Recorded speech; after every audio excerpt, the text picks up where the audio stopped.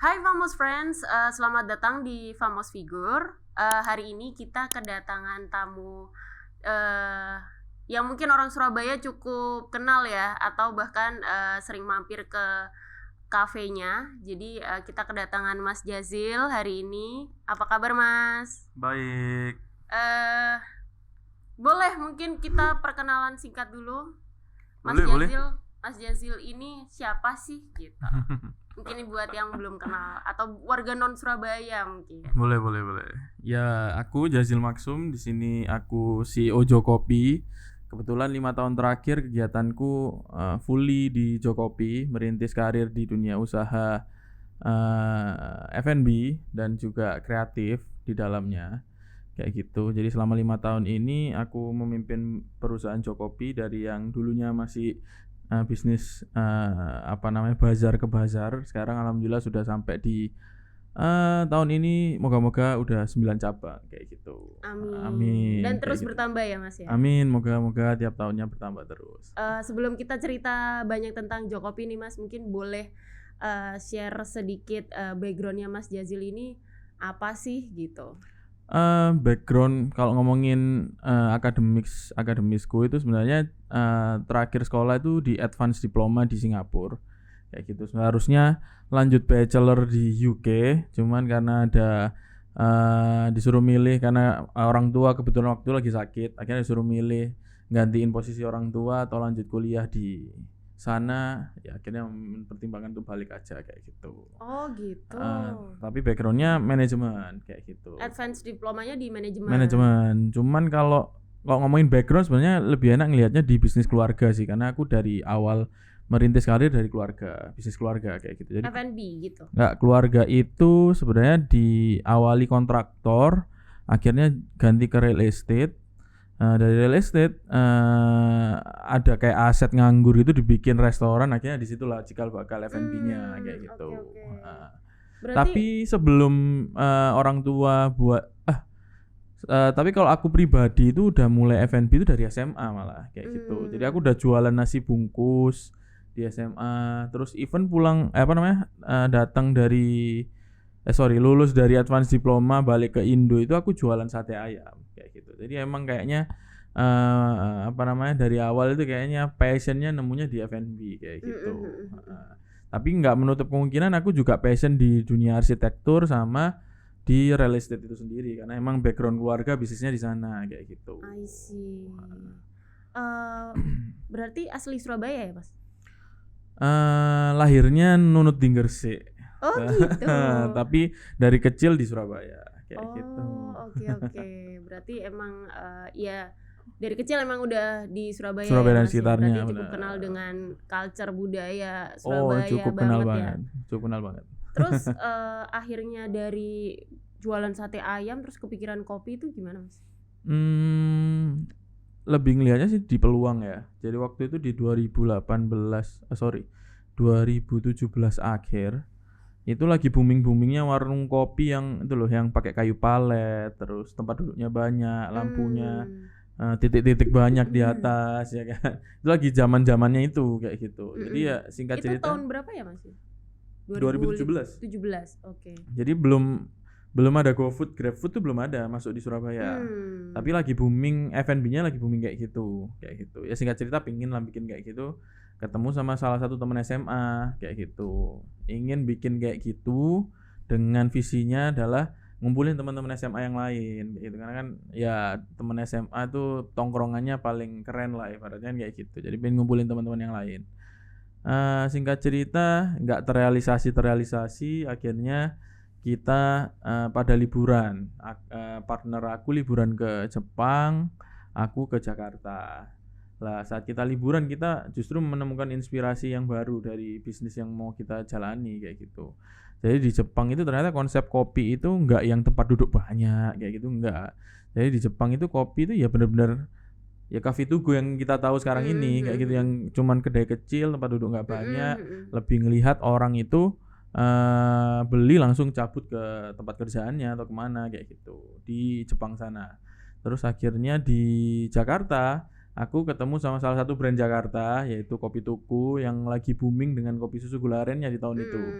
Ya udah singkat cerita, ya udah produknya kopi susu gula aren dengan konsep yang coffee to go itu tadi. Kayak gitu. Berarti produk pertamanya itu kopi susu gula aren. Bener, gitu. kopi susu gula aren. Terus gitu. kenapa pemilihannya nama Jokopi gitu? Member Jokowi emang sengaja gitu apa gimana? Oh enggak sengaja. Ya sengaja nggak sengaja. Jadi kebetulan foundersnya itu cowok-cowok semua. Cowok kan Joko, terus kan kopi ya Jokopi kayak gitu. Oh gitu. Ada berapa sih Mas foundernya? Foundersnya ada 4 kayak gitu. Ada 4. Sampai sekarang masih jalan semua. Kalau ngomongin founders itu sebenarnya ada banyak anak. Jadi yang memulai usaha bareng-bareng itu lebih dari 4 lah kayak gitu. Cuman akhirnya sekarang jadi tinggal 4 lah ibaratnya kayak gitu. Oke. Dengar-dengar kemarin baru aja buka iya. kedai self service ya. Benar. Itu kepikiran sampai ke situ gimana tuh Mas ceritanya? Sebenarnya cuma merealisasikan visi misi perusahaan aja sih sebenarnya. Apa tuh visi misinya apa tuh? visi misi perusahaannya itu intinya menjadikan kedai kopi cepat saji. Jadi kata-kata cepat saji itu yang kita implementasikan ke cabang kita yang ke-7 ini kayak gitu. Jadi ingin menjadikan kopi susu cepat saji dengan kualitas, kreativitas sama integritas lah intinya kayak gitu. Kita kepingin merealisasikan atau membangun image bahwa kita itu benar-benar kopi cepat saji. Itu dengan cara ya tadi kita gimana sih dari segala macam kompetisi perkopian yang sudah ada kita implementasikan untuk membangun citra akan cepat saji itu kayak gimana sih yang cocok dan cepat untuk disampaikan ke masyarakat ya. Mungkin konsep self service dan payment self payment ini sih kayaknya yang cocok kayak gitu. Ngelihat kayak Uniqlo terus ada Decathlon itu kan dia menyediakan tempat payment sendiri yang benar-benar nggak ada yang jaga kayak gitu. Sama in bisnis pasti ngelihatnya kan nggak butuh manpower atau labor kan untuk jaga yang gimana di lokasi yang sesederhana itu kayak gitu. Dan itu memungkinkan sekali untuk diimplementasikan di kedai kopi kita yang lainnya untuk benar-benar self payment ya kan. Jadi mungkin tinggal menyisakan barista yang ngeracik kopinya, orang-orang udah payment sendiri di tablet yang bakal kita sediain di kedai, atau mungkin moga-moga dalam waktu dekat juga bisa ada aplikasi yang beli atau paymentnya lewat aplikasi itu sendiri kayak gitu. Oke, jadi konsepnya sendiri itu gimana? Yang self service itu kita bisa datang langsung ambil kopinya, terus tuang, scan bayar sendiri pergi gitu. Iya, kayak Indomaret, tapi Indomaret kan kasirnya ada yang jaga tuh. Ini nggak ada, bener-bener kayak ambil barang, scan sendiri, udah, terus bayar sendiri dengan QR kayak gitu. Jadi nggak pakai uang kertas atau apa kayak gitu. Nah, itu kan udah sangat ini ya Mas, inovatif lah ya. Bener. Kayak dengan digitalisasi dan segala macam. Itu ada ini nggak sih Mas, challenge-nya gitu? Karena kan mungkin kita ya itu kan beririsan sama budaya kita yang lebih sering dilayanin gitu. Pada saat prakteknya ada challenge sendiri nggak sih? Pastinya nanti ada challenge sih. Cuman karena project ini kan barusan aja sih. Grand opening aja juga belum kayak gitu. Belum. Kan. Belum, baru soft opening kayak gitu. Grand openingnya nanti hari Sabtu besok berarti. Besok. Ya, besok itu grand openingnya. Jadi kalau mau ngerasain presentasi bisnis ini yang secara komplit ya besok bisa datang ke sana. Nanti bakal ada kayak presentasi yang waktu buka cabang Mer itu nggak? Waktu itu kan Mas Jazil sempat bikin kayak presentasi yang megah tuh. Ya enggak seperti itu, lebih ke arah tour. Ya? Kita konsepnya yang ini lebih tour kayak gitu. Jadi ngeliatin kayak kita menyediakan alternatif ya kopi yang bisa kalian dapatkan secara cepat lah kayak gitu. Gitu sih. Kalau ngomongin kopinya sendiri Mas, bisnis kopi sendiri kan ini sangat beragam ya. Di Indonesia kan baru-baru ini juga lagi ini banget kan, naik banget gitu. Bener. Ada challenge sendiri nggak di bisnis kopi? Bisnis kopi itu alhamdulillah nggak seperti bisnis F&B yang ya hilang cepat kayak gitu kan. Kayak kita tahu ada Kepal Milo lah, ya terus Dulu sempat ada ya. Mungkin sekarang boba udah kayaknya udah drop banget ya kan. Ya alhamdulillah kopi itu kayak produk yang udah bisa dibilang itu udah menjadi gaya hidup sih. Jadi kayak orang kan pasti ada kebutuhan untuk kopi, bahkan yang udah edik atau yang kayak Ibona ya setiap hari harus ngopi kayak gitu sih. Jadi itu yang memperlihatkan bahwa bisnis kopi itu tiap tahunnya bakal growth kayak gitu. Growthnya dari mana ya, kalau kota itu sendiri bertumbuh dari dimana kota yang bakal menjadi metropolitan kayak Surabaya kayak gini, pasti kebutuhan kopi selalu meningkat. Karena kan ada pekerja kantor baru, jumlah perkantoran juga bertambah, penduduk bertambah ya kan. Yang dimana semua mungkin bisa dibilang membutuhkan kopi untuk mengawali harinya, terus meeting juga, ya maksudnya kebutuhan itu juga bertambah kayak gitu. Jadi kalau ngelihatin bisnis ini sendiri pasti akan terus bertumbuh di tiap-tiap tahunnya kayak gitu. Cuman kalau kita melihat tentang kompetisi yang ada, ya kita lebih fokus ke bisnis kita sendiri untuk merealisasikan apa yang unik dari bisnis Jokopi itu sendiri. Kalau kita sendiri kan terfokus di mana caranya bisa memberikan penyajian yang cepat dengan kualitas yang baik kan kayak gitu. Jadi sebenarnya tinggal mengimplementasikan itu dengan cara yang kreatif kayak gitu aja sih sebenarnya. Fokus di situ ya pasti customer akan ada lah, maksudnya pasti customer ada yang cocok dengan kopi A, B, C, pasti ada lah kayak gitu. Jadi aku melihatnya nggak usah yang gimana-gimana, pasti bisnis ini akan tumbuh dengan sendirinya kayak gitu. Oke. Berarti confident ya Mas ya. Jadi ya, bodo amat lah, kayak ya yang lain pasti punya pasarnya sendiri. Jokowi pun begitu. Bener. Jadi kan kalau aku rasain sendiri ya kopi itu subjektif ya, maksudnya kalau ngomongin rasa kayak gitu kan. Yang terpenting dari bisnisku ini itu adalah bagaimana itu dekat dengan semua customernya kayak gitu loh. Jadi misalnya Jokopi di Surabaya itu cuma satu ya kan, sedangkan di tengah kota juga misal rumahku di selatan, ya aku nggak bakal belain sampai ke tengah kota kecuali itu searah dengan jalan hidupku bukan jalan hidupku ya, apa sih namanya apa namanya mobilitas ya, dari rumah ke tempat kerjaan ya kan, itu sejalan, ya pasti aku lebih milih kopi yang sejalan kayak gitu dengan rutinitas kita kayak gitu sih Mbak. Nah konsepnya kan sekarang selain yang self service tuh ada drive thru juga ya kan. Itu sebenarnya apa sih yang pengen dibangun gitu loh, image apa yang pengen dibangun, atau kayak sampai kepikiran untuk ya udah aku sekarang bikin drive thru, sekarang aku bikin self service gitu. Ya lagi-lagi balik ke visi misi aku aja sih sebenarnya. Kan pendekatannya ada banyak kan Mas. Kan kita ngawalin emang pengen konsep yang cepat saji, ternyata udah diimplementasikan nih sama seluruh kompetitor kan, ibaratnya kayak gitu kan.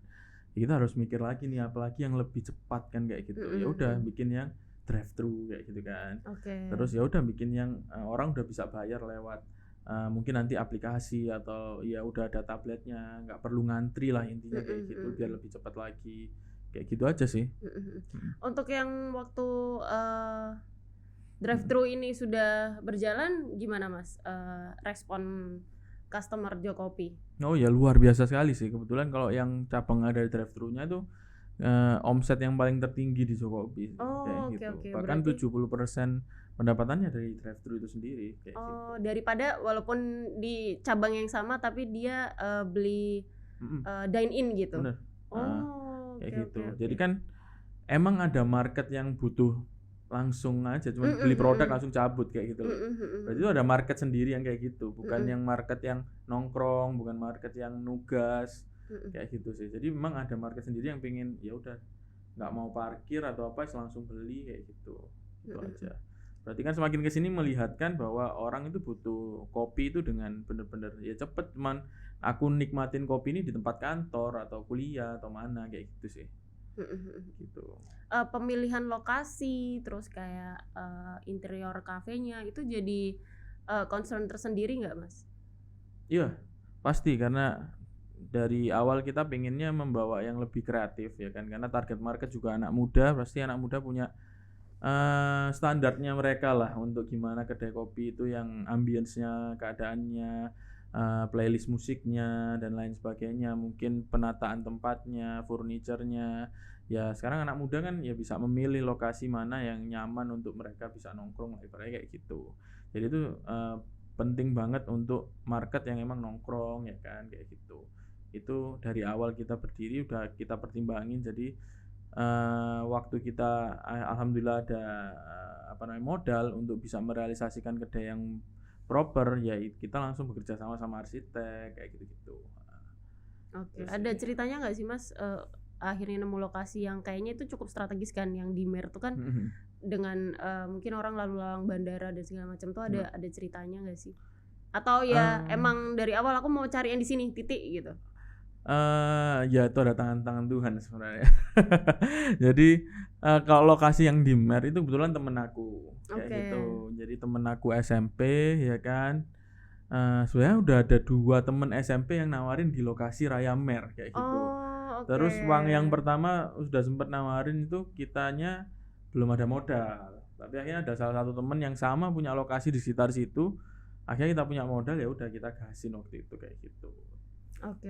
Sekarang Jokopi ada berapa cabang sih Mas? Sekarang masih ada 7 kalau ditambah yang terakhir ini ya. Oke, gitu. Itu semua di Surabaya? 1 di Malang. Nah tuh yang di Malang akhirnya keluar kandang tuh ke Malang tuh gimana?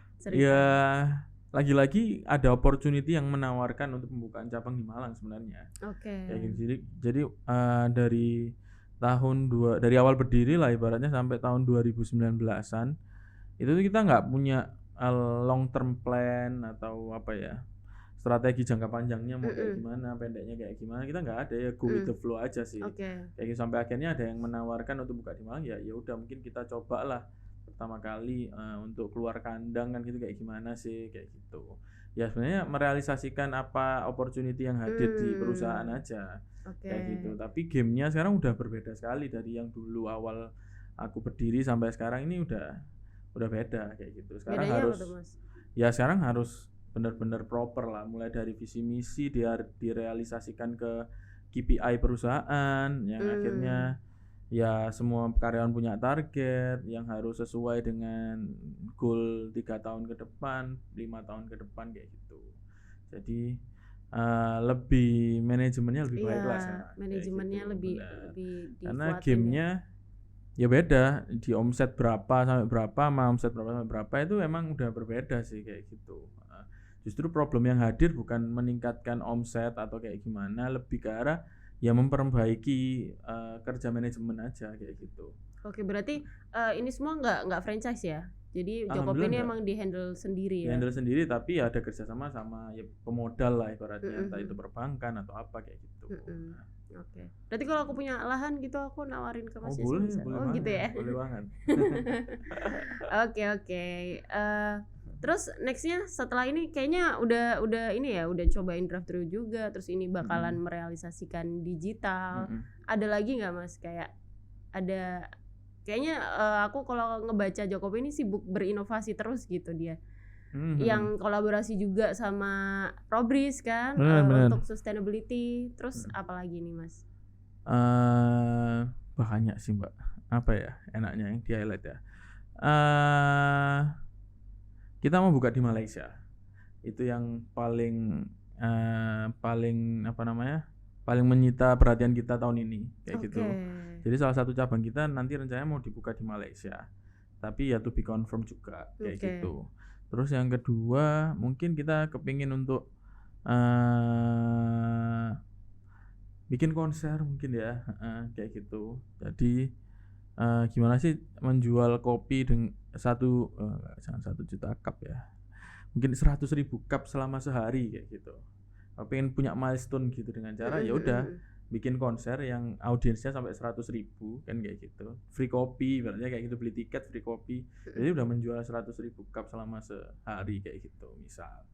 Ya itu juga salah satu inovasinya yang ingin kita realisasikan. Terus kita juga merintis tim sport. Kebetulan kita lagi membuat tim rally, jadi kita lagi bangun mobil kayak gitu untuk ikut kompetisi rally kayak gitu juga. Itu inovasinya. Dan mostly semua inovasi itu lebih ke arah awareness sih, karena PR kita itu kan kita datang dari Surabaya yang kepingin menasionalkan brand inilah kan gitu stepnya ya. ya itu tadi kendalanya untuk menasionalkan ini kan butuh awareness yang bisa nyampe ke semua penduduk Indonesia ibaratnya kayak gitu.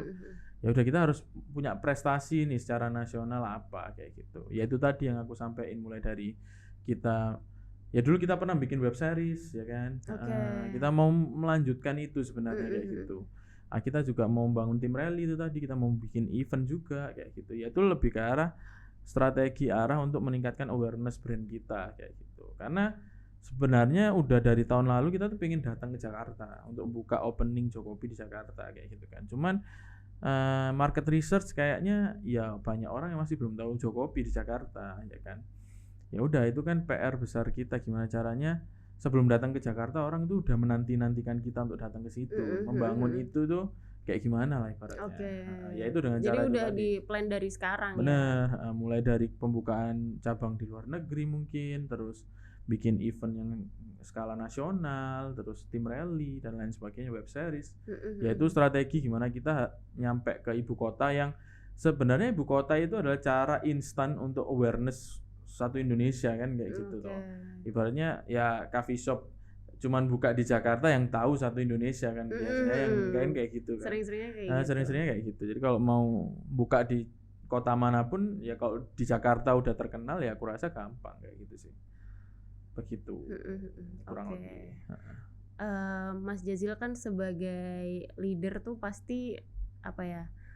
Punya ide-ide yang dan goals-goals yang mau diwujudkan kan pasti banyak ya, apalagi mimpinya untuk brand ini sendiri gitu. Dengan resources yang udah semakin banyak, terus juga mimpinya yang semakin besar, itu mengelolanya gimana, Mas? Mengelola bisnisnya? Mengelola supaya itu bisa terwujud gitu. Karena kan pasti itu kerja keras dong, Mas. Ya butuh capital juga, butuh people yang support juga, gimana? Iya. Intinya tuh nggak kerja satu orang, nggak one man show pastinya ya kan. Itu pasti butuh tim, butuh orang-orang yang satu visi, orang-orang yang mau bekerja keras untuk merealisasikan goalnya Jokopi secara jangka pendek dan jangka panjang, ibaratnya kayak gitu. Ya balik lagi kalau ngomongin tim berarti kan memanage tim ya kan, ya bagaimana caranya memanage mengelola tim itu secara baik kan ibaratnya kayak gitu. Kalau di kita kunci memanage tim itu ya sama-sama lah, semua orang sekarang lagi belajar lah untuk memanage timnya masing-masing karena generasinya kan selalu berkembang ya. Dulu milenial, sekarang Gen Z ya kan. Mengelola tim Gen Z sama milenial mungkin agak berbeda ya kan kayak gitu-gitu ya. Sebenarnya one stop learning dulu sih sebenarnya. Jadi punya mindset di semua karyawan, begitu pula juga pimpinan perusahaan itu selalu one stop learning. Jadi nggak pernah settle di satu titik lah. Jadi selalu pasti ada kendala, selalu pasti ada pencapaian yang emang harus kalian tuh harus belajar di situ kayak gitu. Jadi di situ aja sih, jangan nggak pernah puas dalam satu titik lah, ibaratnya harus terus belajar. Ya kenapa ngelihat culture di Jokopi itu selalu banyak akan sebuah ide-ide yang gimana-gimana, inovasi yang gimana. Ya karena menumbuhkan bahwa persaingan di dunia F&B itu brutal banget gitu kan.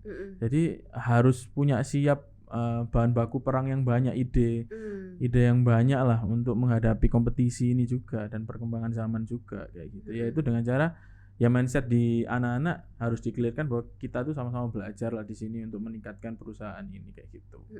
Ya mindset itu dulu lah, dan banyak lainnya yang emang harus ditanamkan secara budaya kerja kayak gitu.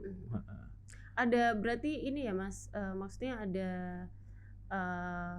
semacam apa tuh namanya, training ataupun penyuluhan SOP dan segala macam gitu untuk orang-orang yang baru masuk dan sebagainya. Ya itu. Onboarding bener.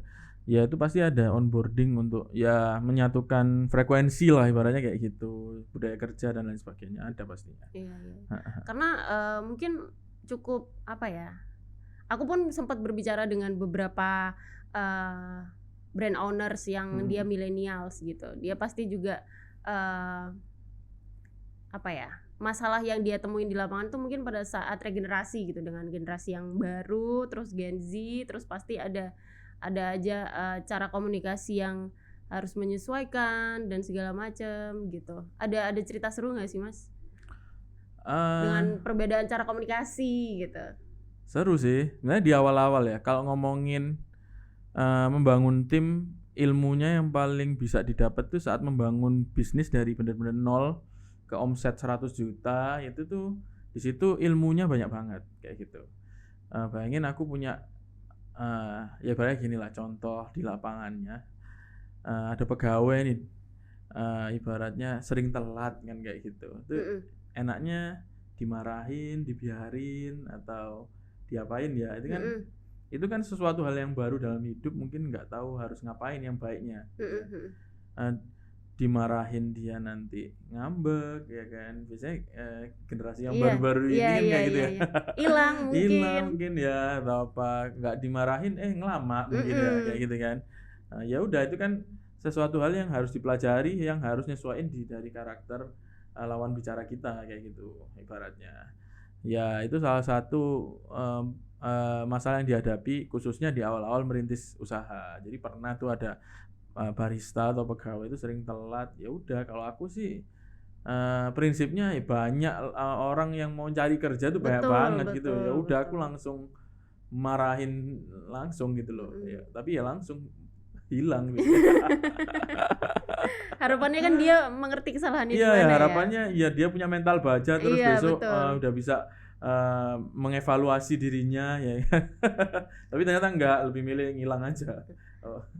Sedikit tanggapan dong Mas untuk mental anak sekarang, maksudnya yang untuk pekerja yang anak usia baru masuk dunia kerja lah. Untuk mentalnya gitu khususnya. Kan tadi nyebutin mental. Atau apa deh?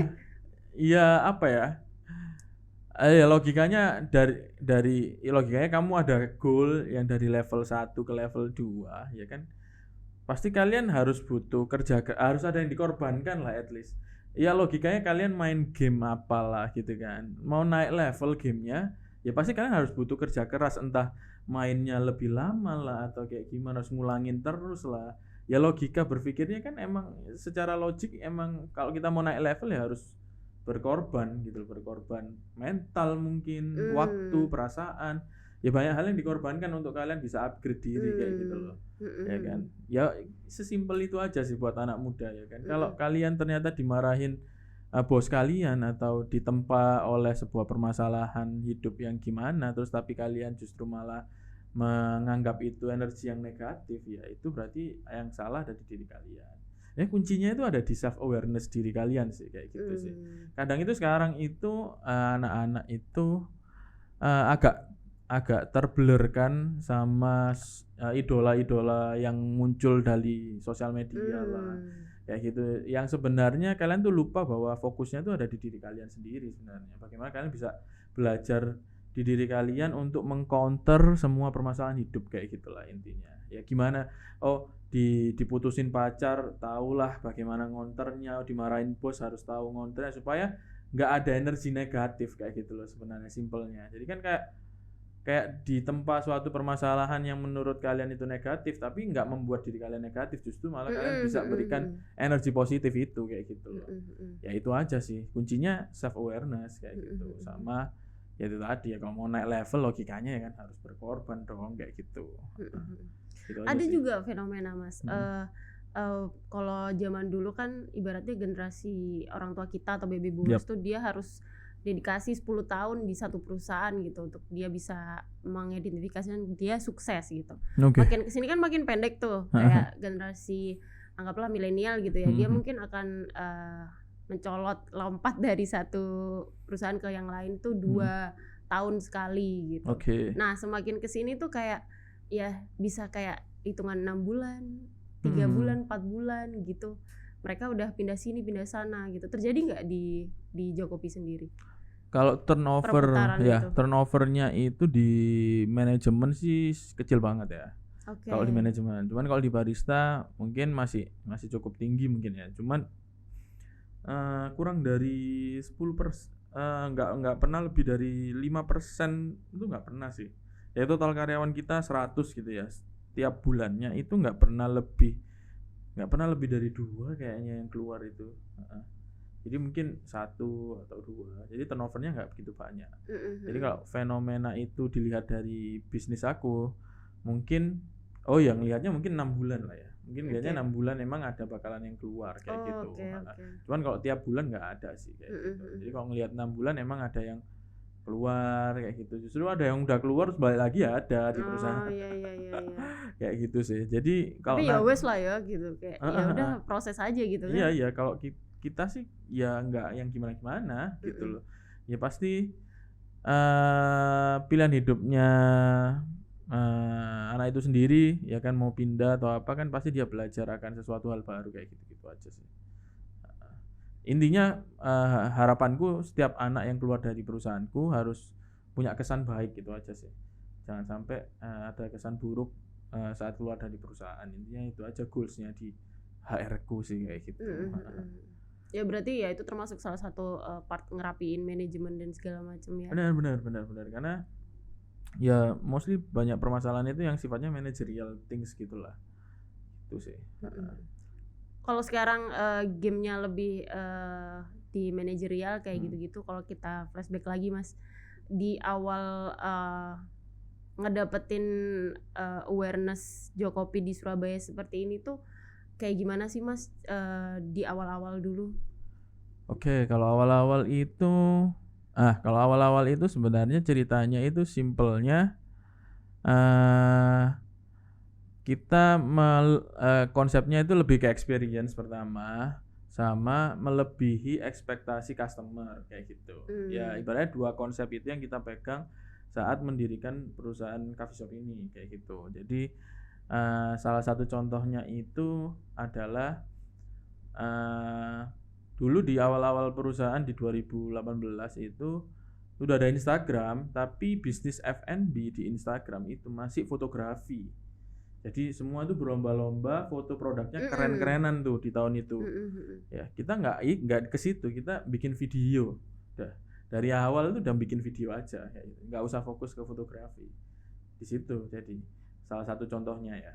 Itu jadi kita dari awal ya fokusnya ke videografi. Jadi kita mempresentasikan bisnis kita di sosial media itu ya melalui videografi kayak gitu. Bisa di flashback dulu banget itu pasti ada videografi kita kayak gitu. Yang liatin ambience kedai lah atau kayak gimana ya. Tapi sekarang udah semuanya kayaknya kayak gitu. Berarti cabang pertama itu yang di mana tuh, Wali Kota? Benar, Wali Kota Musayap Ketapang Kali. Di situ ya. Oke. Terus proses menciptakan produknya itu kan macam-macam tuh. Di awal kan mungkin gula aren, makin kesini kan juga ada yang apa? Arang, terus pisang susu, kayak gitu-gitu. Ada proses sendiri nggak untuk memilih produk-produknya itu? Lagi-lagi kalau konsep awal aku perusahaan berdiri itu ya apa opportunity yang masuk ya kita garap lah, ibaratnya kayak gitu. Oh ada temen nih punya kenalan punya bubuk pisang atau powder pisang yang enak gitu. Oh ya udah kita cobain, oh enak ya emang ya. Ya udah kita jual aja. Sesimpel itu. Nggak ada kayak oh aku pengen kopi susu pisang deh kayaknya. Enggak, ya emang karena kita kecepatan booming lah di Surabaya, akhirnya opportunity itu pada masuk semua. Kayak gitu konsepnya. Jadi awal-awal tuh nggak ada pisang tuh nggak ada ya Mas ya? Nggak ada. Jadi awal tuh cuman kopi susu gula aren sama coklat. Udah 2 produk itu. Tapi selang berapa lama itu ada arang. Nah arang itu emang kronologinya itu emang karena pengen kopi yang agak Indonesia lah apa ya gitu ya kan. Kayaknya di Jogja itu ada kopi arang deh kan gitu. Tapi arang beneran kan. Tiba-tiba kita mampir ke salah satu toko bubuk lah ibaratnya ya kan, ditawarin lah ini ada bubuk charcoal, bubuk arang, kan gitu. Ya kita cobain kok enak, ya udah sesimpel itu aja. Itu enggak. Masa sih Mas beneran simple kayak gitu? Iya kayak enggak yang gimana-gimana. Enggak yang apa ya research yang andai ngejalanin bisnis tuh sesimpel yang Mas Jazil omongin, mungkin semua orang akan buka bisnis. Makanya kan aku di awal bilang kayak banyak tangan-tangan Tuhan di awal itu. Jadi kayak setengah nggak percaya gitu loh. Bener. Even kita ngawalin usaha tuh nggak punya modal loh Mbak. Beneran itu ngumpulin dana itu cuma 5 juta. 5 juta mah partner mau bikin kedai kopi apa sekarang itu ya nggak bisa gitu kan. Ya cuma bisa beli peralatan sederhana, mesin kopi tuh nggak punya gitu loh. Ya udah Akhirnya dari bazar ke bazar ketemu temen yang jualan biji kopi, ya kan. Ya udah, wis gak apa-apa, wis tak beli biji kopimu ya kan. Tapi aku beli no mesin kopi ya kan. Akhirnya dipinjemin lah sama dia mesin kopi. Jadi nggak bondo kan gitu. Akhirnya dari mesin kopi yang dia pinjamin, akhirnya ngerintis brandnya itu sendiri ya kan. Akhirnya booming, ada modal, akhirnya bisa beli equipment sendiri kayak gitu-gitu. Ya wis merintis karir yang bener-bener dari nol kayak gitu. Ya kayak cerita-cerita Steve Jobs atau apa ya, Bill Gates yang dari garasi lah kayak gitu. Just literally kayak gitu. Dan literally garasi juga aku ngawalinnya. Kayak gitu sih. Terus ternyata ya ketemu aja jalannya gitu ya Mas ya. Bener ya, ditawarin ketemu aja. Kesempatan diambil. Bener kayak gitu aja. Akhirnya karena terlena itu ya ibaratnya. Sekarang ini jadi sebuah problem. Serba cemepak itulah bahasa Indonesianya itu ya kan. Ya itu sekarang jadi problem. Dimana sekarang itu mungkin udah kurang opportunity ya kan. Akhirnya kita harus mencari itu sendiri lah, kerja keras lagi untuk mencari opportunity itu, membangun inovasi itu ya kan. Even capital itu sendiri itu kan juga suatu problem juga. Itu sendirilah kayak gitulah. Kurang opportunity itu maksudnya gimana Mas? Ya maksudnya nggak kayak dulu awal-awal membangun bisnis sekarang lagi butuh mesin kopi ya within a days gitu murah ada peluang itu Iya. butuh lokasi cabang kedua itu tiba-tiba muncul aja lokasi cabangnya kayak gitu. Sekarang ya konsepnya bisnis harus growth lah, kita udah state bahwa Jokopi mau ke titik ini gitu kan, ya itu butuh banyak pengorbanan, harus nyari funding, nyari modal ya kan, harus keliling kota mana untuk nyari lokasi ya kan gitu, dengan harus nyari pegawai yang sudah ukurannya mungkin udah manajemen, kita nggak pernah hire mungkin orang di atas angka 10 juta ya kan. Ya akhirnya kita harus cari orang senilai itu yang nggak pernah kita alami selama perjalanannya usaha. Ya hal-hal seperti itu tuh yang mulai hadir di sekarang ini kayak gitu loh. Ya chapter buku yang kemarin udah ditutup nih Mas, level 2 nih sekarang. Ya sekarang udah gamenya benar-benar beda kayak gitu. Karena emang omset yang dikelola pun emang udah beda banget dari yang tahun lalu kayak gitu loh. Dari tahun-tahun lalu awal itu kayak gitu. Oke, ada ini nggak, ada efek nggak waktu pandemi, perbedaan pandemi dan pasca pandemi ini? Atau iya, sama jelas aja? ada dong, jelas ada. Ya omset pasti turun hampir setengahnya, apalagi kita konsep usaha yang okupansi apa dine in lah. Kan kalau waktu pandemi nggak boleh dine in, ya logikanya market itu hilang lah kayak gitu, ya pasti omsetnya juga ikut hilang. Terus setelah pandemi gimana Mas? Ya alhamdulillah recover banget sih, dari 2 tahun kemarin itu yang rapornya tuh merah, sekarang udah hijau langsung di 2022 ya. Makanya 20, 21 itu merah, 22 itu udah hijau kayak gitu. Padahal 22 itu setengah tahunnya itu masih pandemi kan kayak gitu. Datang yang ketiga tuh apa sih, Omikron nggak? Iya. Terakhir ya itu Omikron. Sampai ada nama-namanya tuh, Delta lah, Omikron lah. Ya itu kayak gitu. Berarti sekarang kapitalnya masih ada investor luar atau masih dari internal aja Mas? Dulu ngawalinnya emang investornya masih keluarga terdekat, teman-teman terdekat. Sekarang udah mulai ya kalau bisa dibilang stranger ya, udah mulai stranger. Atau mau ke ranah venture capital gitu? Melihat situasi sih kalau itu ya. Karena semakin kesini tuh venture capital tuh yang aku pelajari juga nggak semakin membantu, justru dia semakin ya nggak tahu ya, venture capital kan juga banyak sekali macamnya ya kan.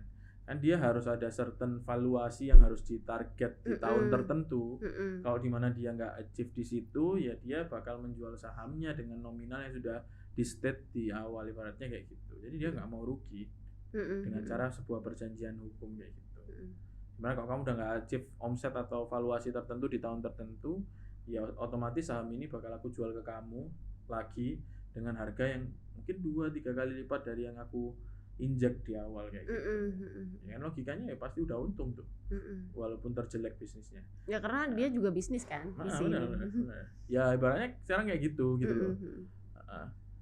Ya. Jadi lebih nyaman dengan sistem yang sekarang ya Mas. ya pasti ada idealisme yang terkorbankan saat harus dipacu oleh sebuah numbers yang mungkin kita sendiri nggak siap kayak gitu loh. Nah, ya itu yang pengorbanan itu yang mungkin kita sama founders atau sama shareholder itu yang agak mungkin kurang seretnya di situ. Kepinginnya itu mencari partner yang sama-sama membangun, adding value bareng-bareng. Oh, problem ini kayak gimana ya kita hadapin bareng-bareng. Lebih ke arah nyari emang investor yang mau willing untuk adding value sendiri itu di perusahaan, nggak hanya sekedar minta modalnya balik ya, kayak gitu loh. Jadi mau cari partner ya emang partner yang mungkin ya contoh halnya kayak pernah tahu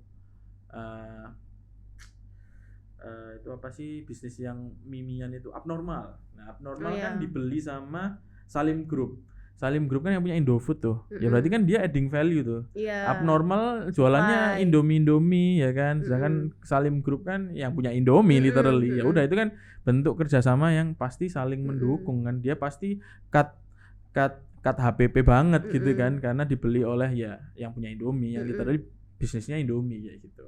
Ibaratnya kayak gitulah, adding value sesimpel itu investor atau partner yang kita inginkan kayak gitu.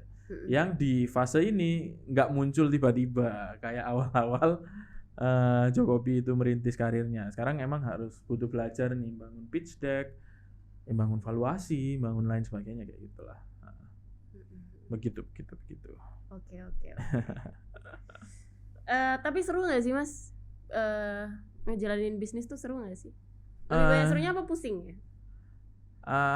Aku nganggep ini tuh seru banget sih. Karena aku ngelihat ini sebuah ilmu yang baru dan aku seneng belajar di sini kayak gitu loh. Ibaratnya kalau taman bermain, ya ini taman bermain aku lah ibaratnya kayak gitu. Aku belajar banyak di sini ya kan. Yang dulunya nggak tahu valuasi apa sih, shareholder, pitch deck, terus apa ya, bikin itu semua dong Mas, income statement, gitu. Balance sheet, iya nggak ngerti sama sekali dulu Mbak, nol nggak ngerti. Tapi semakin kesini kayak itu aku pelajarin tiap hari kayak gitu loh. Ilmu-ilmu itu yang aku nggak tahu dan aku seneng jalaninnya kayak gitu. Jadi aku rasa ya itu ini kayaknya literally aku dibayar dengan seneng itu udah luar biasa sekali, bersyukur banget lah di momen-momen sekarang ini kayak gitu. Walaupun ya banyak yang lebih sukses di dunia F&B ya, khususnya coffee shop kan udah banyak brand-brand yang lebih sukses, tapi aku lebih bersyukur dengan momen yang aku dapetin sekarang ini kayak gitu. Sambil berjalan ke depannya yang ngebangun bisnis ini layaknya anakku sendiri ya kan. Jadi ya udah nikmatin aja sih kayak gitu prosesnya, kayak gitu aja. Gitu. Mas Jazil berencana untuk mencoba di luar kopi nggak? Maksudnya usaha di luar F&B gitu? Ya, atau udah ada Mas? Iya udah ada sebenarnya kan yang aku ceritain sebelumnya. Aku bangun tim rally sama Nana bangun. Cuman kan masih di ini ya, masih disambungin sama Jokopi juga gitu. Ya masih disambung Jokopi sendiri. Kalau aku pribadi di luar teman-teman, ya ada yang aku sebutin tadi itu sih, aku pengen ngebangun bisnis yang hubungannya sama generasi yang lebih muda lagi kayak gitu loh. Karena aku seneng sharing ya kan, aku seneng seneng berbagi lah ilmu kayak gitu-gitu. Jadi aku pengen membangun bisnis yang mungkin lebih ke anak-anak kecil, anak-anak muda yang lebih muda lagi kayak gitu ya kan, untuk sharing banyak hal ya kan melihat potensi mereka juga ya kan. Dan ya bisnis anak kecil itu aku ngelihat juga banyak sekali yang bisa dimonetize gitu. Mulai dari ngelihatnya mulai dari kayak opportunity di animasinya, opportunity di merchandise-nya, jual baju dan perlengkapan lainnya ya kan, terus playground-nya, banyak hal yang bisa diolah di dunia market itulah intinya kayak gitu. Itu keinginanku sendiri sih. Iya. Kayak gitu. Tapi pasti terbuka karena sudah punya anak ya Mas ya.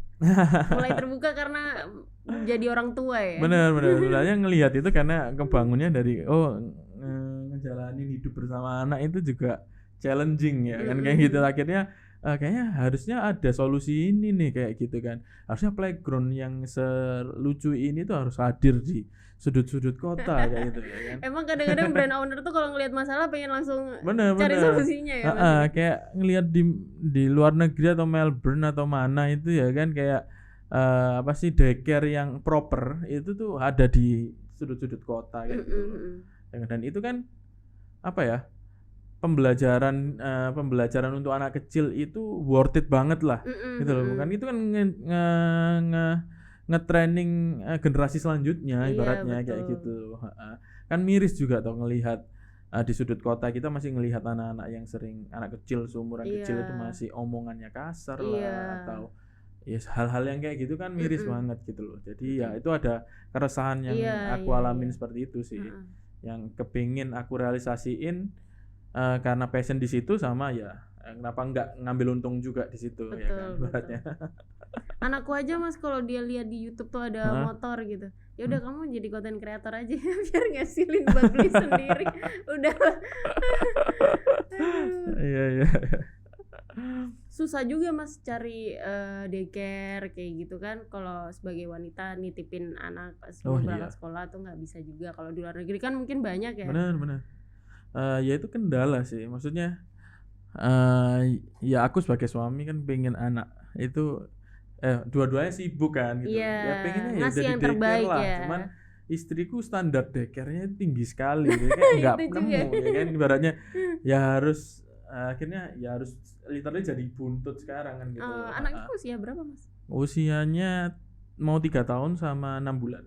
Oh iya, kurang lebih 10 bulan sorry. Iya. Iya. Oh, kurang lebih sama. Iya. Yang pertama 4 tahun, yang kedua 9 bulan. Oh, oke. Kurang lebih sama lah. Kurang lebih sama lah ya. Keresahannya ya kayak gitu-gitu aja. Oke Mas, sudah 50 menit, 1 jam kita ngobrol-ngobrol.